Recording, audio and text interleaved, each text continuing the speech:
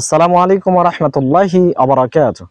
ইন্নাল হামদুলিল্লাহি ওয়াহদা ওয়াসসালাতু ওয়াসসালামু আলা মান লা নাবিয়্যা বা'দা আম্মা বা'দ। সম্মানিত উপস্থিতি, আমরা ধারাবাহিকভাবে আলোচনা উপস্থাপন করছিলাম তাকওয়া আল্লাহ ভীতি সম্বন্ধে।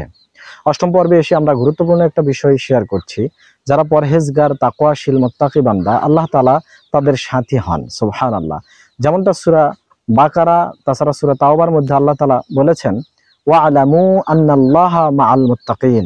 জেনে রাখো আল্লাহ তাআলা মুত্তাকিদের সাথী হন। সুবহানাল্লাহ। সম্মানিত উপস্থিতি, এই আয়াত থেকে প্রতীয়মান হয় যারা মুত্তাকি, পরহেজগার, তাদের কোনো ভয় নেই, টেনশন নেই।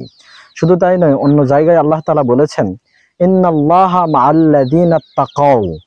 নিশ্চয় আল্লাহ তাআলা তাদের সাথী হন যারা তাকে ভয় করে।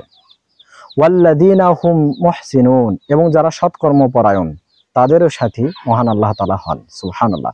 সম্মানিত উপস্থিতি, এই যে আল্লাহ তাআলা তাদের সাথী হন, এই কথার অর্থ হচ্ছেন তাদের সাহায্য, সহযোগিতা, সমর্থন, তাওফিক এবং হেদায়েত দান করেন। সম্মানিত উপস্থিতি, যেমনটা সহিহ বুখারীতে হাদিস এসেছে ৬৫০২ নম্বর সংখ্যায়, আল্লাহ রাসূল সাল্লাল্লাহু আলাইহি সাল্লাম বলেছেন, আল্লাহ তাআলা বলেন যে আমার কোনো বান্দা নফল ইবাদত করতে করতে আমার এত প্রিয় ভাজন হয়ে যায় যে আমি তাদেরকে এত মহাব্বত করি, আমি তাদের কান হয়ে যাই যা দিয়ে তারা শোনে, আমি তাদের চোখ হয়ে যাই যা দ্বারা তারা দেখে, আমি তাদের হাত হয়ে যাই তা দ্বারা তারা ধরে, এবং আমি তাদের পা হয়ে যাই যার মাধ্যমে তারা চলাচল করে।